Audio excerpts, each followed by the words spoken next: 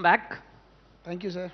Sir Khan sir, आपका एक record है, जितने भी आइडियाज ऑफ इंडिया हुए हैं वो सारे सेशन यूट्यूब पे अपलोड होते हैं और सारे धुरंधर गेस्ट आते हैं। और आप एक बार पहले भी आए थे जी, जब मैंने ही किया था आप ही आपका किए थे, सेशन, हाँ? पर मेरा कोई क्रेडिट नहीं उसमें, वो मैं प्रूव करूंगा कैसे। पर वो मोस्ट वॉच सेशन है, 1 करोड़ व्यूज हैं उसके। तो जो मेरे घर में कुकिंग भी करता है उसने भी आके कहा मुझे कि उसने आज तक कुछ नहीं देखा मेरा। कहता भैया आप तो खान सर के साथ क्या कर रहे थे। तो and it's not in my credit because मैंने बहुत सारे सेशन किए, उनके नहीं आते। So congratulation, big pleasure to have you back. Thank you. और ये दिखाता है कि देश जो है आइडियाज ऑफ इंडियाज को देखना चाह रहा है, इंटेलेक्चुअलिटीज की ओर बढ़ रहा है, नए नए आइडियाज को देख रहा है, एजुकेशन की ओर बढ़ रहा है। अच्छी चीज है ये। हाँ। और इससे कहीं ना कहीं वो लोग थोड़ा भी कहीं इंप्लीमेंट करेंगे तो अल्टीमेटली देश का ही फायदा होगा। हाँ, पर कुछ फर्क भी आया है। जब आप पिछली बार मुझसे मिले थे, आपने मुझे बताया था कि आपने एक 100 करोड़ की ऑफर छोड़ी थी, ठीक है, उस टाइम हुआ था ये। अब आप जेल के चक्कर लगा के आ गए हो। तो हम कोई मतलब कोई घोटाले वगैरह करके नहीं चक्कर नहीं, नहीं, लगा नहीं। रहे हैं या फिर कोई गलत काम नहीं नहीं, कर रहे अब हैं। मैं पिक्चर के बीच में आ गया ना, बिल्कुल। बताते कि आप पुलिस स्टेशन थाने पहुंचे कैसे बिहार में। तो सर ये पेपर लीक बहुत बड़ा मुद्दा है, और आप स्टूडेंट तो प्रोटेस्ट करती हैं, आप भी पहुंच गए थे।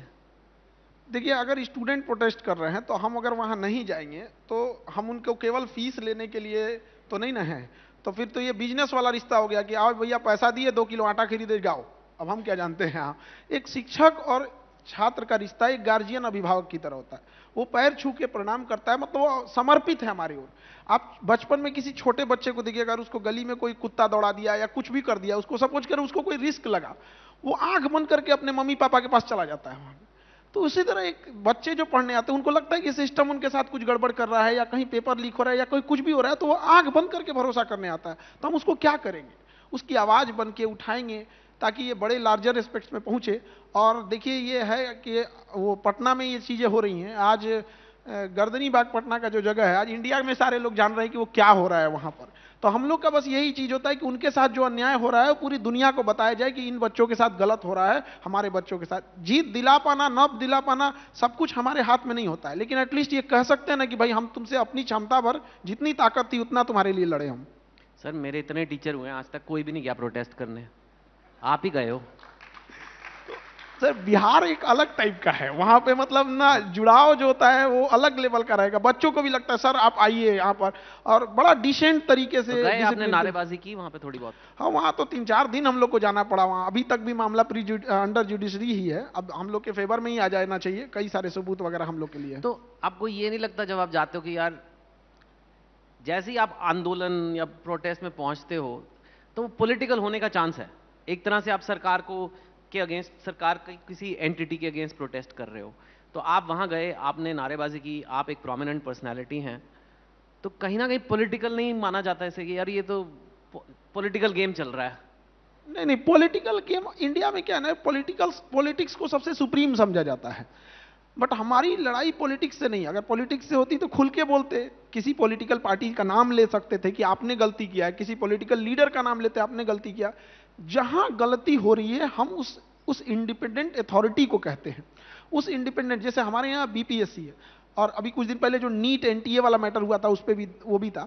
तो हम लोग उसे कह रहे हैं कि भैया ये मैटर में ये गड़बड़ी हुई है, क्योंकि आप गवर्नमेंट में हैं, आपके पास मशीनरी है, आप हमारे साथ न्याय करो। हम उन पे उंगली नहीं उठा रहे हैं, हम उन्हें दिखा रहे हैं कि गड़बड़ ये वाला इंसान है। हाँ। अब वो लोग हम लोग को क्या कहते हैं कि जैसे बीपीएससी है, उसका काम क्या है, परीक्षा कराने वाला।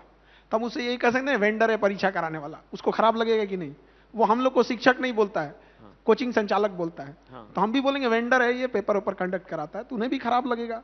तो बस ये है कि गवर्नमेंट से हम लोग को कोई पॉलिटिक्स वगैरह से नहीं होता है। और पॉलिटिक्स ऐसी चीज होती है जो इंसान खुल के करता है ना, वो छुप के थोड़ी कोई पॉलिटिक्स कर रहा है कि हम चादर ढक के करोगे एक दिन खुल के? अभी हम लोग नहीं, वैसे पूछ रहा हूँ, कभी आगे लाइफ में प्रशांत किशोर भी कर रहे हैं, अभी नई पार्टी बना ली उन्होंने। हाँ। मतलब लोग अलग नई बिहार के पॉलिटिक्स में बहुत चेंजेस आ रहे हैं। आप फेमस हैं, बच्चे आपके साथ हैं, बहुत अच्छी आपकी रेपुटेशन है। मतलब मैं पूछ रहा हूँ, ऐसा कोई। देखिए, ये एक सवाल है जो हर तरह से किसी ना किसी से पूछ ही लेते हैं लोग। बट हमें समझने की जरूरत है कि एक अकेला इंसान आप हम चाह के 140 करोड़ लोगों को नहीं चेंज कर सकते। हम ये क्यों नहीं बात कर सकते हैं कि जो 140 करोड़ की आवाम है, जनता है, ये अपने हक की बात कब उठाएगी? आपको कोरोना के टाइम पे ब्रिटेन के प्राइम मिनिस्टर को वहां का एक इंसान लाइन में लगा दिया था कि आप लेट आए हैं, पहले वैक्सीन हमको लगेगी। यहां कोई गांव के मुखिया को नहीं लाइन में लगा सकता है, जबकि सबसे बड़े डेमोक्रेसी हम लोग हैं, सबसे पुराने डेमोक्रेसी है। तो हमारे पास वो कब आएगा? जब वो इंसान अगर अच्छा हो गया तो खुद वो किसी भी तरह के लीडर से काम करा लेगा। कोई बच्चा अगर आईआईटी में पढ़ रहा है, कोई एम्स में पढ़ रहा है, उनके टीचर मजाल की कुर्सी पे बैठ के सो जाए, उनसे पढ़वा लेगा कि पढ़ाने आए हैं कि क्या करने आए हैं। बट वही अगर आप जाएंगे कोई छोटे स्कूल, गवर्नमेंट स्कूल, बच्चा भी वैसे ही है, टीचर भी वैसे, तो कम से कम जो सामने वाला है वो होना चाहिए। अब जैसे यहाँ इतने इंटेलेक्चुअल लोग हैं, ये लोग हम लोगों को छोड़ेंगे नहीं। अगर हम लोग को लेवल के नीचे बात करेंगे लोग, तो कहेंगे आइडिया जब इंडिया में आए। हाँ, तो प्रोटेस्ट में क्या हुआ फिर? आप थाने कैसे पहुंच गए? अब हमको ना वैसे प्रोटेस्ट वगैरह चल रहा था तो थोड़ा सा लेट हो रहा था, तो हमें लगा बच्चे हैं, बच्चियां हैं, वो जो जगह हम लोग को प्रोटेस्ट के लिए दिया गया है गर्दनी बाग, वहाँ वॉशरूम वगैरह की व्यवस्था नहीं की गई है और ना ही लाइट है। वो नाला है तो उसके ऊपर ढक ढक के और ऐसे तिरपाल टांग के ऐसे बोल दिया गया है कि यहीं बैठ के गरियाओ। मतलब जो भी जिसको भी बोलना है बोलो, यहाँ जिसने गलती किया है उसको बोलो। बट लेट हो रहा था तो हम बाहर निकले कि हम सोचे कि थोड़ा सा जाएंगे और जल्दी खत्म हो जाए। तो वो ठंडी का दिन था, तो वहाँ कोई कोट पहन के 2-4 लोग खड़े थे, तो हम उनसे पूछ रहे थे कि रास्ता किधर से जाएगा। तो हमसे पूछे कि जाना कहाँ है, तो हम कहे बीपीएससी ऑफिस के पास जाना है। तो वो अपने कोट का ऐसे चेन खोले, उसमें से वॉकी टॉकी निकाले कि पूरी पुलिस फोर्स कहाँ है। हमको लगा कि किससे पूछ लिए भाई, वो पुलिस वाले थे। सारी गाड़ियों के सायरन बजने लगे। हाँ, वहां से फिर उसके बाद वो हम लोग की बात उस समय मान भी ली गई थी बीपीएससी के द्वारा। फिर वो पलट गई। उसने कहा था कि हम सारे बच्चों से एक ही जैसा पेपर लेंगे, एक ही एग्जाम कंडक्ट करेंगे। बट ना 4 जनवरी को उसने एक री एग्जाम कराया और 22 सेंटर पे अलग एग्जाम ले लिया। तो बात यही है कि तुम झूठ मत बोल। कितना झूठ बोलेगा? जब तुमने कह दिया है कि हम सारे बच्चों से एक जैसा क्वेश्चन लेंगे, तो फिर 22 सेंटरों पे अलग पेपर क्यों ले रहे हो? उसका नतीजा देखिए। अब यहाँ पे सबको आइडिया नहीं होगा कि वहां एक्चुअल में हुआ क्या, कि बीपीएससी बिहार का सबसे बड़ा एग्जाम होता है और वहां 13 दिसंबर को एक एग्जाम होता है जिसमें रिजल्ट आता है 6%, और उसमें एक जगह पे धांधली हो जाती है जिसको कैंसिल करके 22 अलग अलग सेंटरों पे कुछ बच्चों का एग्जाम कंडक्ट कराया जाता है और वहां रिजल्ट आता है 19%। आप अंतर देखिए, यहाँ 6%, वहां 19%। तो बात यही है कि आप जिस चीज को कह रहे थे कि हम नॉर्मलाइजेशन नहीं करेंगे, स्केलिंग नहीं करेंगे, फेयर एग्जाम कंडक्ट कराएंगे, आपने वहीं जाके वहां गलती कर दिया। तो इसी के लिए आवाज हम लोग उठा रहे थे और इतने दिन से वहां बच्चे 60-65 दिन से अनशन पे बैठे हैं। नहीं, और रूमर आ गया था आप अरेस्ट हो गए, और फिर वहां बिहार पुलिस को पीआर अनाउंसमेंट करनी पड़ी कि भाई खान सर को हमने अरेस्ट नहीं करा है। वो डिटेन किए थे लोग। उसके बाद से जब हमारी मांग पूरी हो गई तो हम लोग चले गए वहां। फिर एक रूमर आया कि आप मर गए हैं। नहीं, अभी नहीं मरेंगे, ऊपर वाले से बात हो गया, अभी नहीं मरेंगे। हाँ। मतलब वो र्यूमर, सोशल मीडिया का जमाना है ना, ऐसे ऐसे र्यूमर आ जाते हैं कि परेशान हो जाते हैं हम लोग। हाँ, ये बिहार का ही मामला नहीं है। एग्जाम इरेगुलरिटी, पेपर लीक्स, जैसे आपने कहा नीट को मैंने भी काफी एक टाइम पे स्टडी किया था कि 30,000 के करीब सीटें हैं और पता नहीं कितने लाखों बच्चे देते हैं, 20-25 लाख बच्चे देते हैं। और इतना बड़ा आर्बिट्राज कह लीजिए कि जैसे अगर आप गवर्नमेंट कॉलेज में जाते हैं, एक ना सिर्फ वो ज़्यादा प्रेस्टिजियस है जैसे लाइक मौलाना आज़ाद या एम्स वगैरह, उसकी फीस इज़ मच लोअर और प्राइवेट में फीस 3-3 करोड़ भी है। तो अगर आपका गवर्नमेंट में हो जाता है जो नीट के थ्रू होता है, तो मतलब इतनी बचत है। स्पेशली कई फैमिली ऑफ डॉक्टर्स होते हैं, उनके बच्चों को बनाना ही है।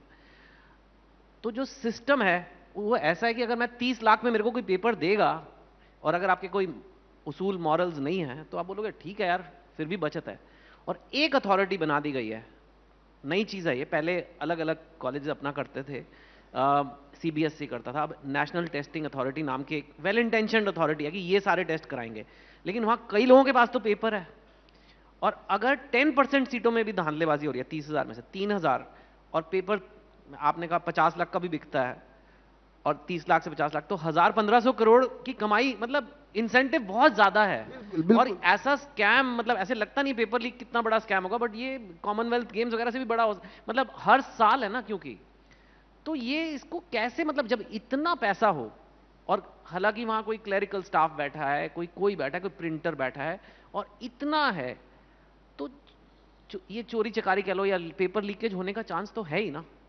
बहुत ज्यादा है। एक चीज हमको नहीं समझ में आता है कि हमारा जो कॉन्स्टिट्यूशन है वो फेडरल गवर्नमेंट को फेवर करता है, डिसेंट्रलाइजेशन ऑफ पावर कहता है, तो फिर वाई सेंट्रलाइजेशन ऑफ एग्जामिनेशन कर रहे हो? एक और आपको लगता है कि देश चलाने के लिए डिसेंट्रलाइजेशन अच्छा है, और फिर वो बच्चों के भविष्य से खिलवाड़ करने के लिए आप उसको सेंट्रलाइज करके एक एनटीए बैठा रहे हैं। इनका कहना है कि हर एक एग्जाम को एक सेंट्रलाइज एजेंसी एनटीए करेगी जिससे कंट्रोल रहेगा। जरा एक बार सोचे हैं कि अगर यहां गड़बड़ हुआ ना तो पूरा गड़बड़ करके बैठ जाएंगे सब यहां, इनके पास पूरा का पूरा सिस्टम है, वो हो गया और वही हो रहा है यहां पर। हाँ। उसके अलावे पहला तो यहां कौन चेक करने वाला है? किसी ना किसी एक ह्यूमन के पास ही क्वेश्चन होगा, और उसकी इंसानियत के भरोसे हैं, और उसकी इंसानियत कैसे बर्बाद होगी आप समझिए 2 मिनट में।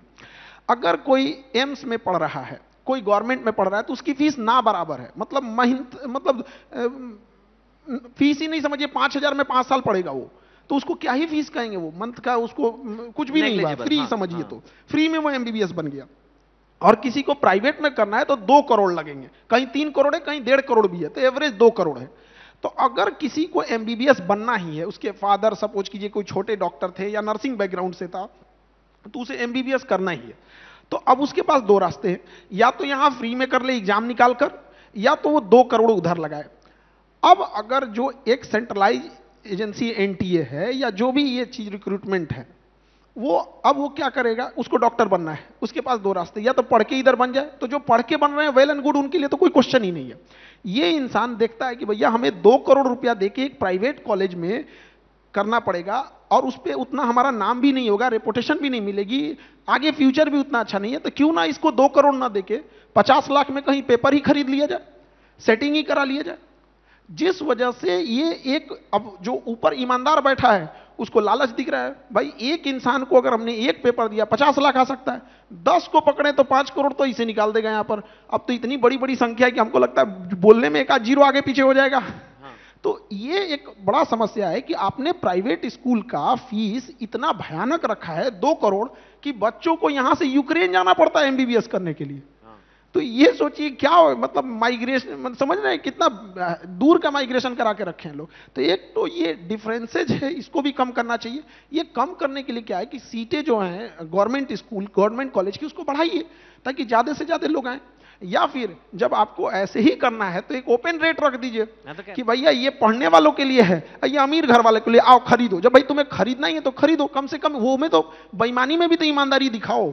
हाँ मतलब अगर लीकेज से तो बेटर है, बिकॉज वो हो रहा है, वो सबको दिख रहा है। आप बात समझिए, हम कोई आवाज दबा दे अलग बात है, बट हम लोग कहना है कि हम लोग एक साधारण इंसान थे, बच्चों ने हमें शिक्षक बनाया, खान सर बनाया, आखिरी सांस तक उनकी आवाज उठाते रहेंगे, अन्यथा उनके कर्जदार हो जाएंगे हम लोग। ऊपर वाला देख रहे हैं। और गीता में कृष्ण भगवान ने कहा था कि धरती को राक्षसों के आचरण से नुकसान नहीं पहुंचा, महात्माओं के मौन धारण ने नुकसान ज्यादा पहुंचा दिया। तो जो लोग बड़े बड़े हैं वो चुप बैठे रहते हैं कि हमको कुछ ना हो जाए, हमको कुछ ना हो जाए, इसीलिए ये लोग मन बढ़ जाता है। अगर हम लोग 10% लोग जिनकी बात सुनते हैं लोग एक साथ अगर आ जाए तो ये किसके किसके बात को दबा पाएंगे। आज भले देखिए, अब हम लोग के ऊपर इतनी नोटिसें थमाई गई, इतने केस आए, इतनी इंक्वायरीज हो गई कि मजबूरी में अब हम लोग को ना मतलब वकालत की ओर दिमाग जा रहा है कि भैया अब एक वकालत कर लो यार, वकीलों के चक्कर लगाते लगाते तो आदमी परेशान हो जाएगा, खुद ही रहेंगे तो केस तो कम से कम लड़ लेंगे। केस चल रहे हैं आप पे? अरे बहुत, मतलब सर आप पॉलिटिक्स की तैयारी हो गई मतलब? नहीं ऐसा देखिए, हमको ये नहीं समझ में, देखिए कितने केस हैं, मेन कौन सा है? सब मेन है। अब हम लोग के ऊपर कोई नॉर्मल केस तो करेगा नहीं। नहीं मतलब किस टाइप का? प्रोटेस्ट का जो? हाँ यही सब चीज का कि प्रोटेस्ट कर रहे थे, बच्चों को भड़का रहे थे। अरे भाई हम बच्चों को कैसे भड़का देंगे? हम लोग बच्चों से कहते हैं कि मोबाइल मत चलाओ, तब वो चलाता है। कहते हैं फोन पे मत बतियाओ, तब वो बतियाता है। कहते हैं कि पढ़ाई मन से करो, कड़बे नहीं करता है। तो क्या हमारे एक को बतिया मानेगा कि भड़क जाओ तो भड़क जाएगा? बात तो सही है। गजब हाल है। अच्छा अगर हम भड़का देते हैं बच्चों को तो आपके पास मशीनरी है, आप शांत करा दीजिए। यानी आपकी मशीनरी किसी काम की नहीं है, पूरी डिपार्टमेंट है आपके पास, आप शांत करा लीजिए। मैं जरा आपकी बात बचा रहा हूं।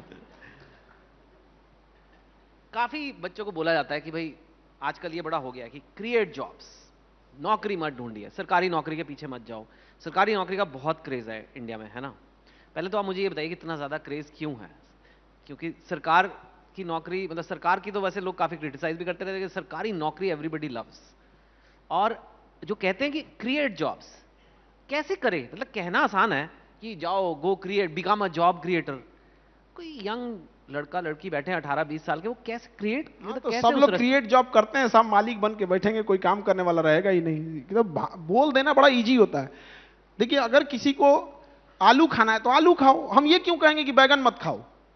जिसको गवर्नमेंट जॉब करना है वो गवर्नमेंट करेगा, जिसको प्राइवेट जॉब करना है वो प्राइवेट जॉब करेगा, जिसको बिजनेस करना होगा बिजनेस करेगा। 2% लोग ही तो गवर्नमेंट जॉब कर रहे हैं। गांव में एक कोई लड़की है, आप किसी रूरल एरियाज में जाइए, आपको क्या लगता है वो बिजनेस कर पाएगी? समाज उसको बिजनेस करने देगा?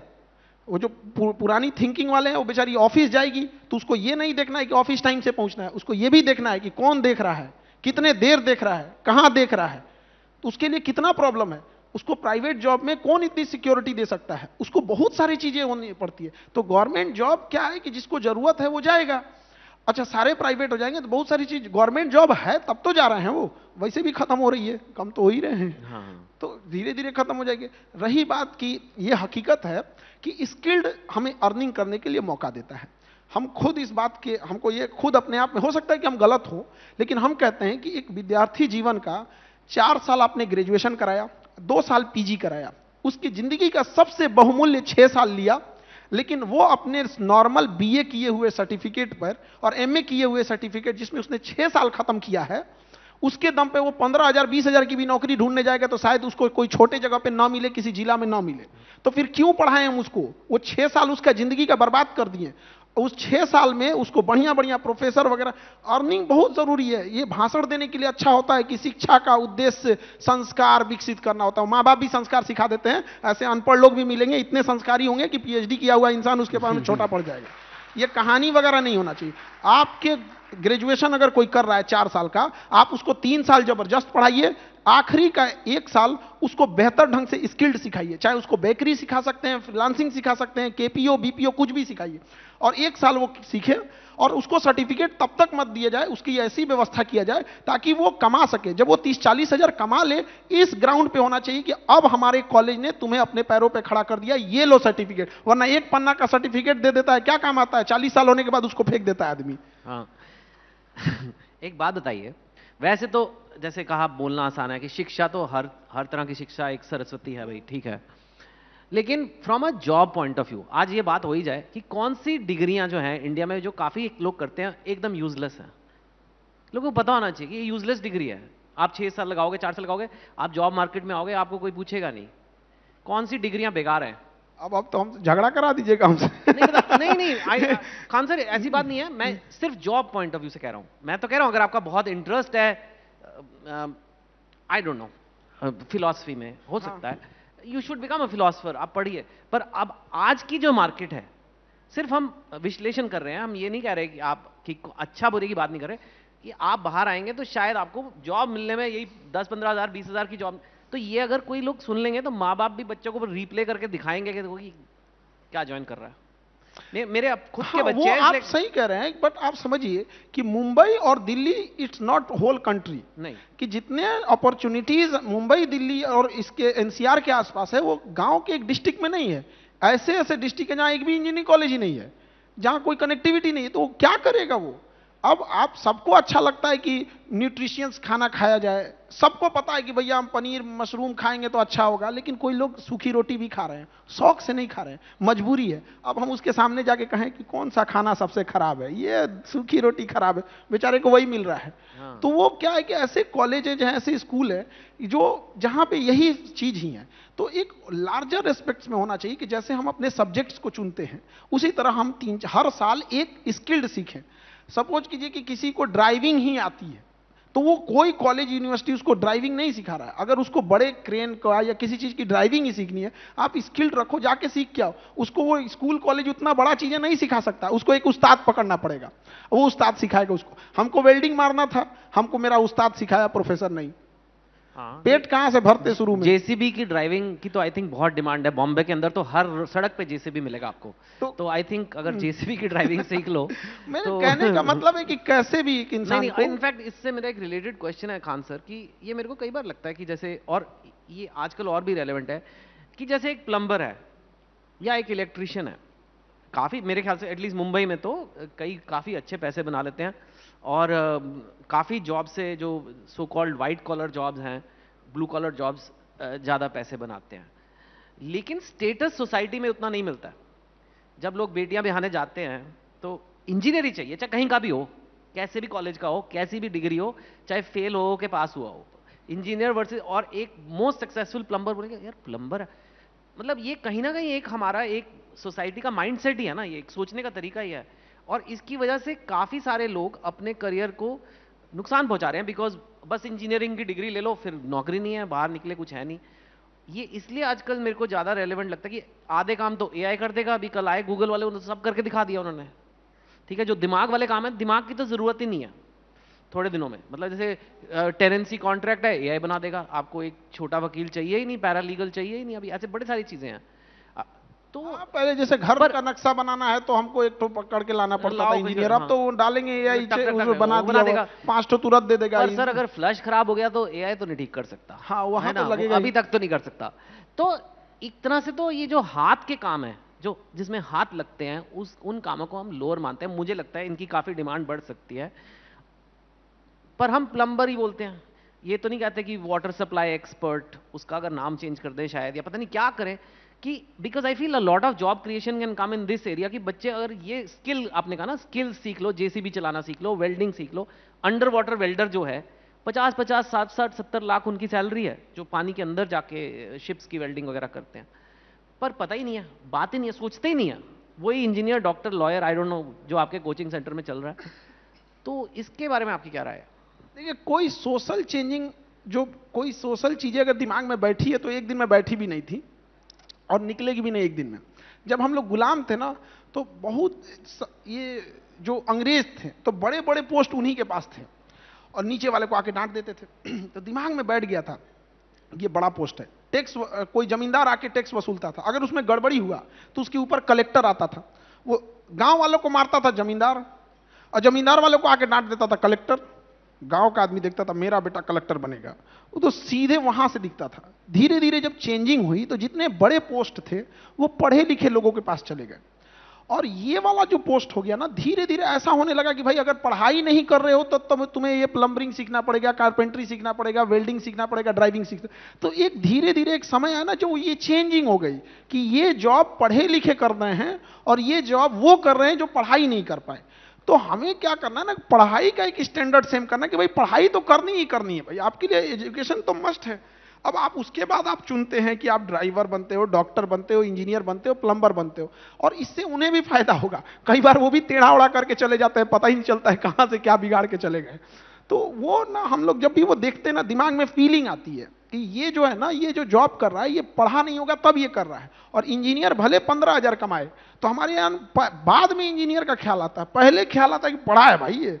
और अगर कोई प्लम्बर 2 लाख कमाए ना, तो उसका 2 लाख नहीं ख्याल आता, पहले कहता है कि ये पढ़ा नहीं होगा तभी प्लम्बर बना है यहाँ पे। तो बीच में जो एजुकेशन वाली बाउंड्री हम लोग घुसा दिए ना, अपने आप को पता नहीं क्या चीज, 3 सब्जेक्ट ग्रेजुएशन में ले लो, 1 सब्जेक्ट पीजी में ले लो, 2 साल उसी को पकड़ो, पता नहीं क्या तीर मार दिए उसमें, यही नहीं समझ में आता है।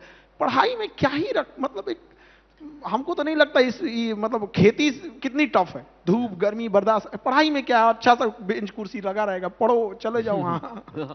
नहीं, it's correct and I think very nicely you have explained कि शायद ये उस माइंडसेट से आ रहा है, लेकिन शायद बदल जाना चाहिए। क्योंकि आपको लगता है एआई से शादी ब्याह वाला भी मैटर हमारे यहाँ बिहार में तो खूब ज्यादा है ऐसे चीजें। किसी का जॉब हो गया ना, टीचर की वैकेंसी बहुत निकली है, तो उसमें भी बड़ा सप्लीमेंट्री रिजल्ट वगैरह का बड़ा इशू चल रहा है वहाँ। तो एक बच्चे का जॉब हुआ तो उसको पकड़ के शादी करा दिया सब गांव वाला। वो पढ़ा के निकल रहा था, नया नया जॉब हुआ, उसको पकड़ के उसने मंडप में ही देखी, उसको हमारे यहाँ बिहार में पकड़ुआ ब्याह कहते हैं। वो क्या होता है? पकड़ के जबरदस्ती, जैसे आपकी गवर्नमेंट जॉब लग गई ना, अब देख लिया गया कि इसका जॉब लग गया, एकदम शादी ब्याह नहीं हुआ है, रास्ते में किडनैप, शादी हो जाएगा, फिर अगले दिन घर किडनैप करके आपको तो एक मिनट मतलब इसकी सिविल सर्विस जैसे हो गया, किसी चीज में जॉब लग गया, सरकारी है ना, हाँ, कोई अच्छी सरकारी जॉब लगी, तो वो उसने कहा मम्मी मेरा हो गया, मैं घर आ रहा हूँ। अब वो घर आ रहा है, रास्ते में कौन उठा लेता है? जैसे जॉब लग गया हाँ। तो उसके अगल बगल में वहां पे ना बड़ा जहाँ पे हल्ला हो जाता रिजल्ट लगा हुआ है, जैसे रिजल्ट होगा पूरे रिश्तेदारों में हल्ला हो जाएगा अगल बगल में कि ये इसका तो हो गया, आप उठा और आप ज्वाइनिंग करने जाइएगा तो ऑब्वियस बात है कि आपकी ज्वाइनिंग किसी दूर दराज के डिस्ट्रिक्ट में मिलेगी और वहां से आपको उठा ले जाएगा। एक बच्चा था, उसका भी रिजल्ट हुआ और कई प्रोसेस होते हैं, प्री होता है, मेंस होता है, जिसमें इंटरव्यू होगा तो इंटरव्यू नहीं तो फिजिकल एक्टिविटीज, वो दौड़ वो होता है, उसके बाद फिर रिजल्ट आता है। रिजल्ट मतलब एक मेरिट बनती है, ऐसा नहीं है कि सब पास सारा क्लियर कर लिए तो मेरिट में पास हो जाए, तो उसका सारा क्लियर हो गया और उसको पकड़ा हुआ ब्याह करा दिया सब, बट वो मेरिट में छट गया, फिर क्या करते हैं? एलिजिबिलिटी खत्म हो गई वहां पे। वो दूसरे को फंसाने गए थे, शिकार करने गए थे, खुद शिकार बन गए वहां पे। अब कहता है भाई तो मैं ये बेरोजगार हूं। जैसे गन पॉइंट वेडिंग जिसे कहते हैं, हाँ, पूरा घेर लेगा, पूरा गांव घेर लेगा। तो इसे अरेंज मैरिज बोलते हैं या लव मैरिज है ये? इसको पकड़ा हुआ ब्याह बोलते हैं। ओके, तो इसमें फिर पार्टी वार्टी नहीं होती कि होती नहीं, इसमें पार्टी उटी नहीं होती, इसमें केस FIR होता है। ओके। बच्चों का क्या मिजाज है आजकल? जो आपके तरफ तो इतने स्टूडेंट्स आते हैं, इतना आपका जो इंडिया का यूथ इस वक्त क्या सोच रहा है? खुश है? उनको लगता है देश, जैसे न्यूज में एक आता है कि भाई इंडिया ने ये कर लिया, ये इकोनॉमिक ग्रोथ है, ये GDP है, ये वो एक आंकड़े अपनी जगह जरूरी है, पर स्टूडेंट्स का सेंटिमेंट क्या है इस वक्त इंडिया में? निराश हैं, ऑप्टिमिज्म है, आशावाद है, क्या है उनमें इस वक्त? आपको क्या दिखता है या क्या फर्क आया है लास्ट फ्यू ईयर्स? आज का युवा जाग चुका है, उठेगा, ब्रश करेगा, 1.5 GB डाटा खत्म करके सो जाएगा। 4 बजे उसका मैसेज आता है। बोलो सर, बोला कि आज के यूथ में आपका क्या ख्याल है? मतलब युवा जाग चुका है, अब उठेगा, ब्रश करेगा और 1.5 GB डाटा खत्म करके सो जाएगा। उसको शाम 5 बजे मैसेज आता है, you have your 90% daily data. वो 4 बजे मैसेज कर ले रहा है वहां पे, खत्म करके खत्म कर दिया। उसको ये नहीं पता चल रहा है वो जो वीडियो जो स्क्रॉल कर रहा है उसके नीचे क्या आ रहा है। हमारा कहना है कि तुम्हें अगर 1 घंटे की कोई मूवी देखनी है, देख ले भाई तू 1 घंटे की मूवी, क्योंकि तुम अपने इंटरेस्ट के हिसाब से देख रहे हो। लेकिन 1 घंटे में तुमने 250 जो शॉर्ट्स वीडियो स्क्रॉल कर लिए, ये तुम ट्रैप हो चुके हो किसी चीज में। ये सब चीजें क्यों कर रहे हो? तो बर्बाद कर रहे हैं अपने आप को। हाँ? आपको लगता है बर्बाद कर रहे हैं? ये फोन जो है, मतलब फोन के फायदे भी हैं। फोन में आप खान सर के लेक्चर देख सकते हो। वो लेक्चर देखता जरूर है, ऊपर से एक व्हाट्सएप नोटिफिकेशन आएगा, उसमें जाएगा, उसमें एक लिंक रहेगा, लिंक से वहां जाएगा, वहां से वहां करते करते कहां जाएगा, आधा घंटा बाद याद आएगा क्लास कर रहे थे हम तो। क्या हल है इसका? कोई मतलब तो फिर इन बच्चों का होता क्या आगे जाके? ये we are not digital India, we are digital users. ना मेरा व्हाट्सअप है, ना फेसबुक है, ना गूगल है, ना माइक्रोसॉफ्ट है। हाउ कैन आई कैन हम लोग जैसे ये डिजिटल यूजर है। जैसे हम किसी होटल में जाते हैं, हम होटल के मालिक नहीं है। हम लोग वहां आए हैं, जितने देर की बुकिंग है उतने देर रहेंगे, चले जाएंगे यहाँ पे। तो हम लोग को ये ना डिजिटली हमने एक काम बहुत अच्छा किया, पेमेंट सिस्टम में जो माइक्रो फाइनेंस जो था, लाजवाब, पूरी दुनिया के लिए दिया। ये तो गवर्नमेंट का सैल्यूटेबल काम था, पूरी दुनिया ने देखा इस चीज को, बट इस चीज में नहीं। तो हम लोग ट्रैप हो चुके हैं। अभी ये बच्चों को समझ में नहीं आ रहा है कि कैलिफोर्निया में एक टीम है जो ये रिसर्च कर रही है कि लोग सोते हुए मोबाइल को कैसे यूज करें। मतलब सोए हुए हैं फिर भी उसका वो टाइम कैसे निकाला जाए। जगह में तो इसको बर्बाद कर ही दिए हमें, और वो निकाल लेंगे। सपने भी फोन से आएंगे। सपने में भी वो करे, वो निकाल भी लेंगे इस चीज को। ऐसा मतलब हो जाएगा वो। आप फोन को टच करिए और वही सपना आएगा जो आपको चाहिए। कोई ठीक नहीं इन सबका। तो हम लोग वो कैलिफोर्निया से वो हो रहे हैं। नहीं, एक्चुअली नेटफ्लिक्स के जो CEO हैं रीड हेस्टिंग्स, उन्होंने कहा था कि my competition is not other streaming platforms. मेरा कॉम्पिटिशन Amazon प्राइम वगैरह नहीं है, मेरा कंपटीशन नींद है। क्योंकि ह्यूमन बींग्स को सोना होता है। काश सोना ना होता ताकि मैं उन्हें और नेटफ्लिक्स दिखाता। तो I think may be one day they will, एक गोली आ जाएगी, खा लो और करो रील्स रात भर। तो I think so, I mean अगर एक स्टूडेंट है विद वेरी ज्यादा उसके मीन्स नहीं है, मध्यम वर्ग या लोअर, आजकल तो मध्यम वर्ग भी लाख रुपए महीना है कह रहे हैं। हाँ, अलग अलग देखिए, जो पैसे का जो स्टेटस होता है ना, वो सिटी बाई सिटी डिफरेंट करता है। जब मुंबई में 1 लाख रुपए शायद वो कुछ ना कर पाए वो, लेकिन थोड़ा सा अगर वही जाएंगे लखनऊ, इलाहाबाद, गोरखपुर, पटना, तो 1 लाख बहुत हो जाएगा। गांव में तो समझिए बोलोरो ले लिए तो आप समझिए कि वहां के आप मत पूछिए, वहां पे तो शीशा नीचे करेगा, फुल साउंड में भोजपुरी गाना बजा के दंदना देगा।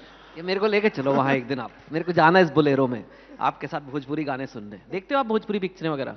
उतना नहीं देखते। हमारे यहाँ भोजपुरी में एक प्रॉब्लम क्या हो गया ना, जो भोजपुरी के अच्छे कलाकार थे तो बहुत सारे लोग रहे नहीं। जैसे हमारी शारदा सिन्हा जी थी, क्या लाजवाब, उनके गाने के बिना छठ होता ही नहीं था हमारे यहाँ। मतलब छठ और वो, और जो बड़े बड़े कलाकार थे वो राजनीति में चले गए और बच गए थोड़े, और उसके ऊपर हावी हो गए ये ऑर्केस्ट्रा वाले।